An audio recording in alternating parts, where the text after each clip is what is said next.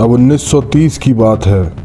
लद्या valley के पास एक आदमी अपने 2 बैल और कुछ किराने का सामान लेकर लौट रहा था अपने गांव। रास्ते में उसे मिल गया एक टाइगर जो झाड़ियों से निकला और उसके बैल पर हमला कर दिया। अपने बैल को बचाने वो लकड़ी लेकर उस टाइगर और बैल के बीच में आ गया।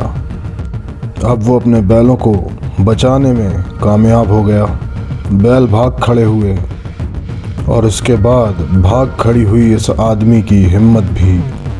और अब ये अपनी किराने की बोरी जल्दी से अपनी पीठ में उठाकर भागने लगा और टाइगर ने इस पर छलांग लगा दी।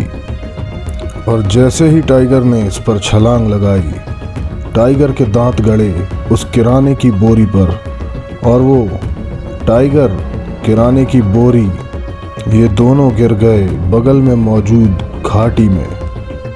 अब कुछ दिनों के बाद एक आदमी गुड़ की बोरी अपने सर पर रखकर वापस इसी गांव की तरफ आ रहा था। जगह वही थी और टाइगर ने फिर छलांग मारी और इस बार उसने गुड़ की बोरी पर छलांग मार दी।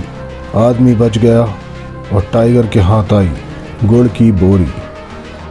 इन दोनों ही मामलों में, यानी कि पहले मामले में टाइगर ने उस किराने के सामान की बोरी को लेकर भाग गया था और दूसरे मामले में उसने इस गुड़ की बोरी को लेकर भाग गया था।